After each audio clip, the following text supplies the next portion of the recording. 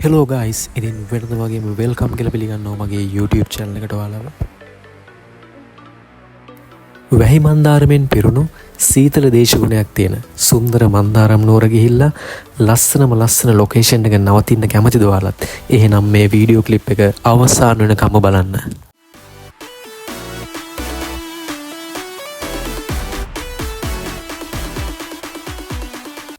ඉතින් මන්දාරම් නුවරට අපි ගමන පටන් ගත්තේ නුවර ඉඳලා මන්දාරම් නුවරට තියෙනවා කිලෝමීටර් 52ක දුරක්. නුවර ඉඳලා මන්දාරම් නුවරට අපි ගියේ බස් එකකින්. ඉතින් නුවර ඉඳලා මන්දාරම් නුවරට බස් තියෙනවා. එහෙම නැත්නම් ඔයාලට පුළුවන් නුවර ඉඳලා පදිය පැලලට ගිහිල්ලා පදිය පැලල ඉඳලා මන්දාරම් නුවරට තවත් බස් එකක් යන්න. නුවරින් අපි ගමන පටන් ගත්තේ උදේ 10:40ට. නුවර ඉඳලා මන්දාරම් නුවරට තියෙන බස් එක තමයි අපි මේ ගමනේ යන්න පිටත් උනේ. ඉතින් මන්දාරම් නුවරට එනකොට පාර දෙපැත්තේ තියෙන සුන්දරත්වයත් විඳගෙනම අපි මන්දාරම් නුවරට ආවා. ඉතින් ඔයාලා මන්දාරම් නුවරට ඇවිල්ලා බහින්න ඕනේ පාලම් දෙක හන්දිය කියලා තැනක් තියෙනවා. ඉතින් එතනින් බැහැලා වම් අත පැත්තට ස්කෝල් එක බෝඩ් එකක් එක්ක කාපට් පාරක් තියෙනවා. ඉතින් මෙන්න මේ කාපට් පාරේ තමයි අපි නැවතිලා හිටපු ඒ ලස්සන ලොකේෂන් එකට ඔයාලා එන්න ඕනේ. මන්දාරම් නුවර ඇවිල්ලා නවතින්න ලස්සන තැනක් කියලා කිව්වට නවතින්න කොහෙද කියලා කිව්වේ නෑ නෝලට. ඉතින් අපි මේ නවතින්න යන්නේ මන්දාරම් නුවර කැම්පින් රිසෝට් එකට. ඉතින් අපි බස් එකෙන් බැහැපු තැන ඉඳලා කිලෝමීටර් 1.5ක වගේ දුරක් තියෙනවා කැම්පින් රිසෝට් එකට. ඉතින් වටපිටාව දෙන සුන්දරත්වයත් විඳගෙනම ඔයාලට මේ කැම්පින් රිසෝට් එකට එන්න පුළුවන්. මේ මන්දාරම් නුවර කියන ගම පිදුරුතලාගල, ගෝනපිටිය, කබරගල, උඩගම්බල කියන කඳු 4කින් වට වෙලා තියෙන සුන්දර ගම්මානයක්. ඉතින් දවසේ වැඩි හරියක් මන්දාරමේ තමයි තියෙන්නේ. ඉතින් ඒ කියන්නේ ඉර පායන්නේ වෙලා ගිහිල්ලා. ඉතින් ඉර ඉක්මනට බැහැගෙන යනවා. ඉතින් ඒක හින්දා සීතල දේශගුණයක් එක්ක මන්දාරමෙන් පිරුණු සුන්දර ගම්මානයක්. ඉතින් ඔයාලට ලොකේෂන් එක හොයාගන්න අමාරු නෑ. ඔයාලට තමන්ගේ වාහනයක ආවත් මෙතෙන්ද පහසුවෙන්ම එන්න පුළුවන්. ඉතින් ඔයාලා මේ පාරේ ඉස්සරහට එනකොට පාරේ ගහලා තියෙනවා බෝඩ් එකක් මන්දාරම් නුවර කැම්පින් රිසෝට් කියලා. ඉතින් මේ බෝඩ් එකක් එක්කම තියෙන පහළ පාරේ තමයි ඔයාලා රිසෝට් එකට එන්න ඕනේ.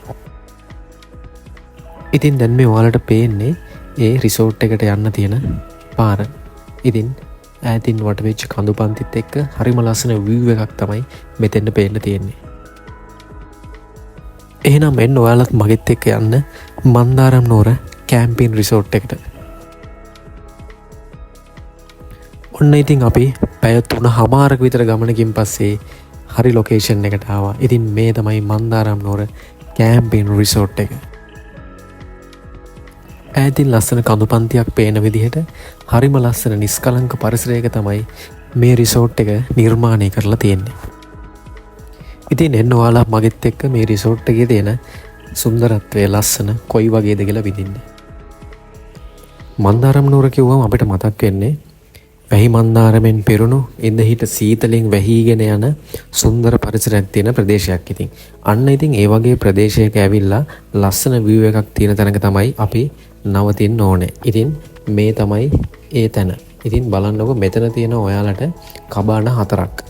ඉතින් මේ කබාන 4 සාමාන්‍යයෙන් එක කබාන එකක 4 දෙනෙකුට වගේ ඉන්න පුළුවන්. ඉතින් ඔයාලා කපල් එකක් විදිහට එනවනම් ඔයාලට එහෙම arrange කරගන්නත් පුළුවන්. එහෙම නැත්නම් family එකක් විදිහට ඔයාලා එනවනම් family membersලට ඒ විදිහට arrange කරගන්න පුළුවන්. එහෙම නැත්නම් ඔයාලා යාළුවෝ set එකක් එක්ක එනවනම් මෙතෙන් ඇවිල්ලා නිදහසේ කාලය ගත කරලා විනෝද වෙලා යන්න පුළුවන් වටපිටාවක් තමයි මෙතන තියෙන්නේ.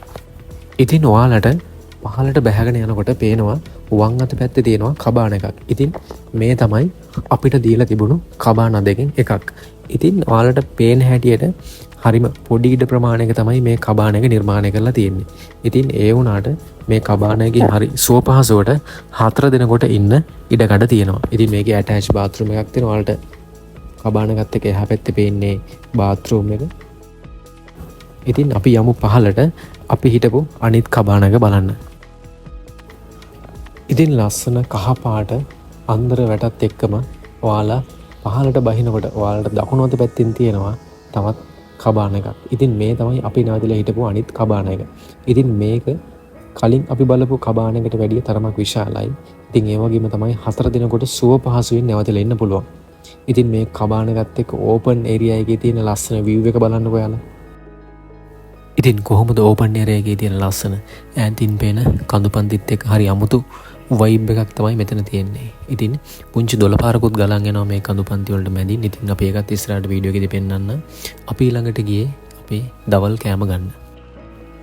ඉතින් මේ ඔයාලට ඊළඟට පේන්නේ එයාලා අපිට දවල් කෑම වේල ඇරේන්ජ් කරලා තිබුණ තැන. ඉතින් මෙතන ඉඳලත් එළිය බලනකොට හරිම ලස්සන view එකක් තමයි පේන්නේ. ඉතින් ඔයාලා මෙතෙන් આવොත් අනිවාර්යයෙන්ම මේ එළියේ පේන ලස්සන view එකත් බලාගෙනම කෑම වේල රස විඳින්න පුළුවන්. ඉතින් මේ ඔයාලට ඊළඟට පේන්නේ එයාලා අපිට දවල් කෑම වේල ඇරේන්ජ් කරලා තිබුණ තැන. ඉතින් මෙතන ඉඳලත් එළිය බලනකොට හරිම ලස්සන view එකක් තමයි පේන්නේ.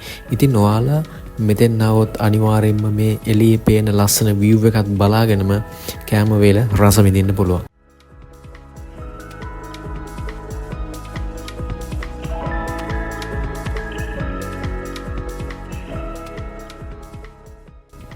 දවල් කෑමට අපි ලොකු වෙලාවක් ගත කරේ නැහැ. මොකද අපි එන්න පරක්කු වෙන හින්දා දවල් කෑම අරගෙන අපි ඊළඟට යන්න ප්ලෑන් කරගෙන තිබුණේ මෙතන පහළ තියෙන දොළපාරට.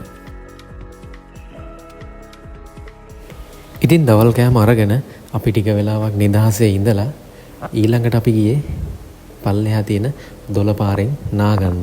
ඉතින් සාමාන්‍ය දුරක් යන්න තියෙනවා පහළට. ඉතින් මේ පහලින් ගලා යන දොළපාරෙන් නාලෙන්න තමයි අපි මේ දැන් යන්නේ. ඉතින් ඔයාලට මෙහෙ දකින්න තියෙන දෙයක් තමයි මෙහෙ හැමතැනම වගේ පොඩි පොඩි දිය පාරවල් ගලාගෙන යනවා. ඉතින් ඒකත් එක්ක පරිසරයට තියෙන හරි අපූර්ව සුන්දරත්වයක්. ඉතින් ඔයාලට මේ පහලින් පේනදී හැමතැනම වගා කරලා තමයි තියෙන්නේ මෙහෙ අය. ඉතින් අපි මේ පාර දිගේ යමු. මේ ටික දුරක් යන්න තියෙනවා ඉස්සරහට ලස්සනත් බලාගෙන මේ ඔයාලත් එන්න මගෙත් එක්ක ඉස්සරහටම යන්න පල්ලෙහා තියෙන සුන්දරත්වය බලන්න.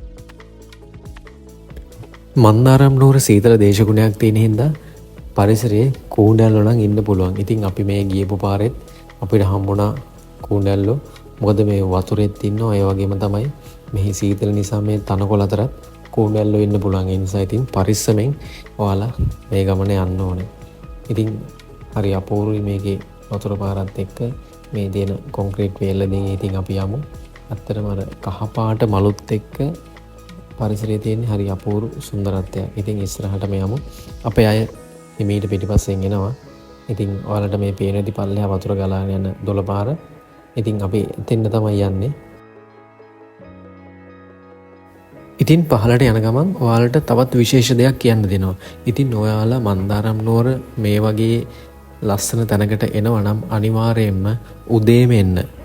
මොකද උදේම එන තරමට තමයි මේ පරිසරයේ තියෙන සුන්දරත්වය ඔයාලට විඳින්න පුළුවන් වෙන්නේ. ඉතින් අපිත් ගමන පටන් ගත්තේ නුවරින් උදේ 10:40 විතර.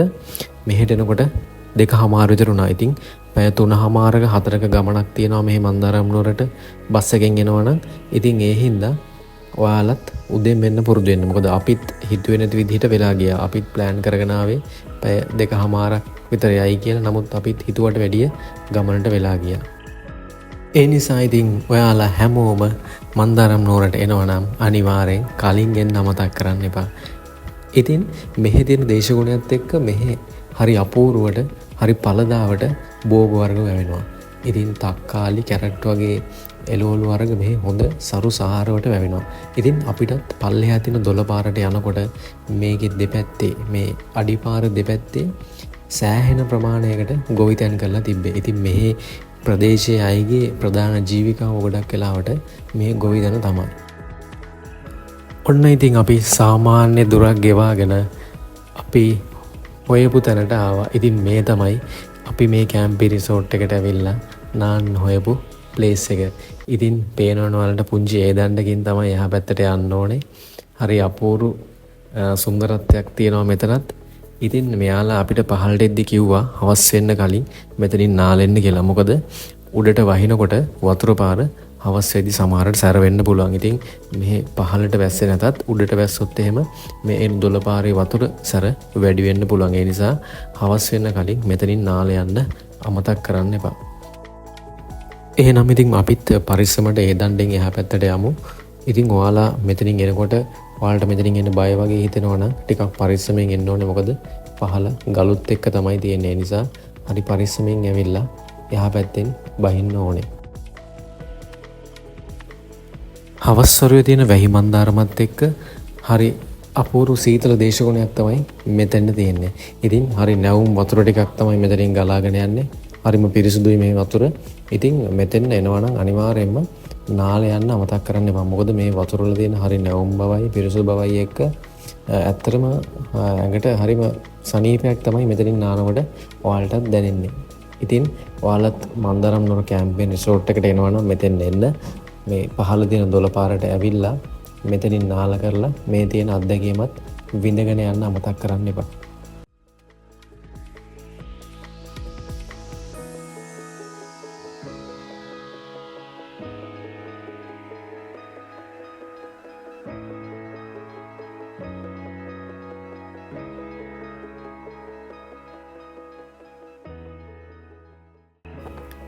ඉතින් මම ඔයාලට ඊළඟට පෙන්නන්න අපේ රෑ කෑම වේල කොහොමද කියලා. ඉතින් මේ තමයි අපේ රෑ කෑම වේල. බිත්තර කොත්තුවක් එක්ක නූඩල්ස්. ඉතින් මේ කට්ටිය හරි පිළිවෙලට පිරිසිදුවට කෑම වේල අපිට arrange කරලා තිබ්බා.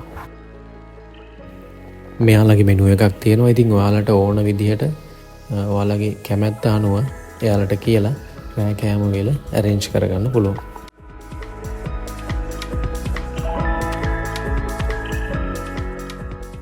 අපේ උදේ කෑම වේල උනේ ඉන්දියප්පත් එක්ක කිරිබත්.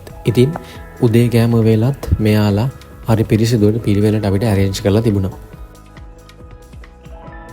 මෙතනදී අපිට ලැබෙන customer service එක ඇත්තටම අගය කරන්න ඕනේ. මොකද අපිට අවශ්‍ය වෙලාවට අවශ්‍ය පහසුකම් ටික මේ කට්ටිය සලසලා දුන්නා. ඉතින් ඒ වගේම තමයි මෙතනදී අපිට ලැබුණු කෑම වේල් තුනත් හරිම රහයි. ඉතින් ඒකත් මේ වෙලාවේදී මතක් කරන්න ඕනේ. ඉතින් අපි මන්දාරම් නුවර ගිහිල්ලා මන්දාරම් නුවර ඇවිදපු තැන් වල vlog එක ඊළඟ වීඩියෝ එකේදී අරන් එන්නම් ඔයාලට. එහෙනම් ඉතින් අදට ගිහිල්ලා එන්නම්. ආයේ ඊළඟ වීඩියෝ එකකින් හම්බ වෙනකන් ඔයාලා හැමෝම පරිස්සමෙන් ඉන්න ඕනේ.